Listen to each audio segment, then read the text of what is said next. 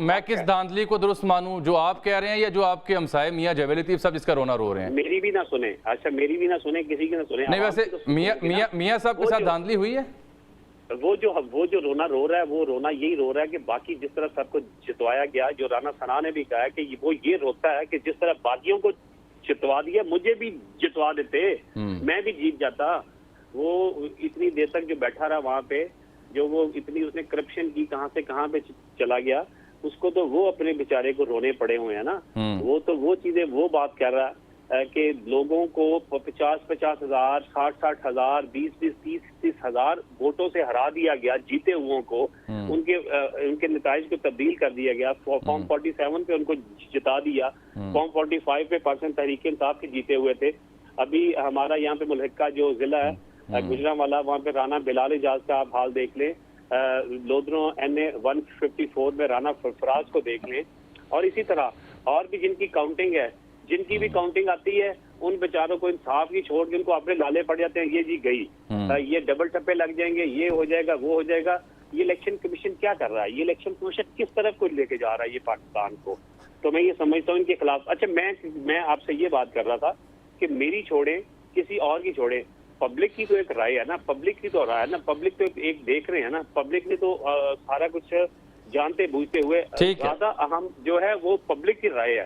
اب پوری پبلک کی رائے کیا بن گئی ہوئی ہے آپ بھی جانتے ہیں، میرے بھائی عامر الیاس صاحب بھی بخوبی جانتے ہیں، اور اویسلی نواب صاحب بھی جانتے ہوں گے. نہیں پوری کی پوری پبلک پی ٹی آئی کے ساتھ تو نہیں جڑی ہوئی نا، باقی حقیقتیں بھی ہیں جن کا اعتراف کرنا ہوگا. نہیں جڑی ہوئی، لیکن میں یہ کہہ رہا ہوں کہ میں اپنے حق میں بات کروں گا، کوئی دوسرا اپنے حق میں بات کرے گا، لیکن ایک اصل ہے نا، ایک ایکچوئل ہے نا. What is actual, what is real. میں آپ سے بات کرتا ہوں رانا صاحب. یہ چونکہ میاں جاوید لطیف صاحب کا ذکر خیر ہو رہا تھا، رانا صاحب ہوں یا میاں صاحب ہوں، یہ کس بیانیے کو بنا رہے ہیں، کس کے لیے بنا رہے ہیں؟ یہ کوئی ایسے خوشبو آتی ہے یا بو آتی ہے کہ غالباً مستقبل کا بیانیہ تیار ہو رہا ہے ان کے ذریعے؟ کیا میرا یہ تاثر درست ہے آپ کی نظر میں؟ مطلب یہ بہت لوگ سوشل میڈیا پہ بات کر رہے ہیں کہ کچھ لوگ گورنمنٹ میں چلے گئے ہیں، وہ الگ گیم کھیل رہے ہیں، اور جو گورنمنٹ سے باہر رہ گئے ہیں وہ اس بیانیے کی طرف جا رہے ہیں جو ووٹ کو عزت دو والا تھا، اور وہ 16 مہینے میں کہیں بھاگ گیا، غائب ہو گیا، دوڑ گیا، ڈر گیا، چھپ گیا.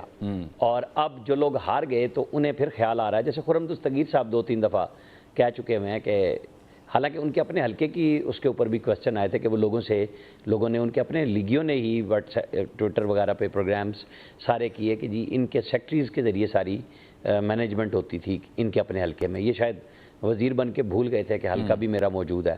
تو یہ سیاسی جماعتوں کے اندر ہوتا ہے کہ میں ہار گیا ہوں تو مجھے بھی اپنے لوگوں کو مطمئن کرنا ہے، اور جو جیت گیا ہے اسے دوسرے طریقے سے کرنا ہے. یہی آپ سیم ہر پارٹی کے ساتھ رکھیں گے. بار بار یہ بات کہنی پڑتی ہے.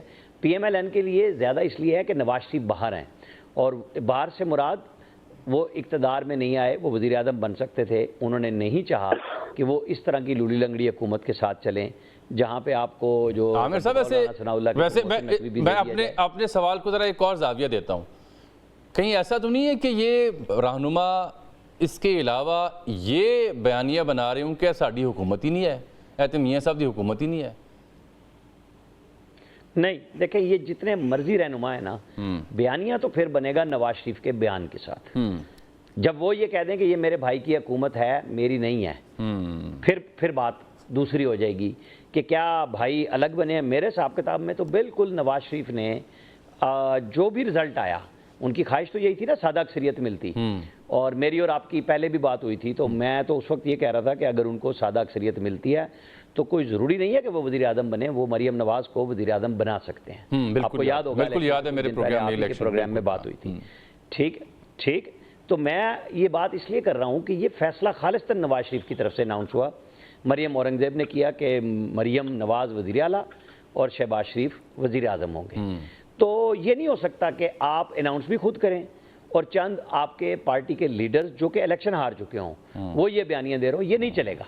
یہ بات تبھی ہوگی جب نواز شریف آئیں اور پبلک میں بیٹھ کے بات کریں کہ ہاں ان پہ کیا پریشر تھا کہ انہوں نے شہباز شریف کو نامزد کیا، جو کہ میرے صاحب میں ایسا کوئی پریشر نہیں تھا. یہ انہوں نے حالات دیکھے کہ یہ ان حالات میں حکومت براہ راست ان کو، حالانکہ میرا خیال ہے کہ 2014 کے دھرنے میں جس طرح انہوں نے اس وقت کی ساری اپوزیشن کو سوائے پی ٹی آئی کے ساروں کو پارلیمنٹ کے مشترکہ اجلاس میں اور پی ایم ہاؤس میٹنگز میں بٹھا لیا تھا اپنے ساتھ، تو تبھی وہ کامیابی کے ساتھ اس سلسلے کو لے کے چلے تھے، اور پھر ایک پاناما سے اقامہ نکال کے ان کو چلتا کرنا پڑا، ورنہ وہ جانے کے لیے تیار نہیں تھے اور نہ ان کو کوئی قانونی راستہ تھا۔ اور آج بھی وہی پوزیشن ہے کہ وہ سپریم کورٹ کے نابغہ جج جو خلیل جبران کے فلسفے لکھتے تھے اور درخواستیں مانگتے تھے، ثاقب یہ آصف کھوسا صاحب، جتنا کھلواڑ انہوں نے سپریم کورٹ میں بیٹھ کے کیا شاید ہی چند اور لوگوں نے کیا ہوگا، کیونکہ وہ بالکل سرین قانون اور انصاف کے ساتھ انہوں نے کھلواڑ کیا تھا۔ جیسے آج پی ٹی آئی کے لوگ کہہ رہے ہیں اور اس میں رانا ثناءاللہ بھی آ رہے ہیں کہ جی 3 دفعہ سزائیں دے دی گئیں اور یہ نہیں ٹھہریں گی۔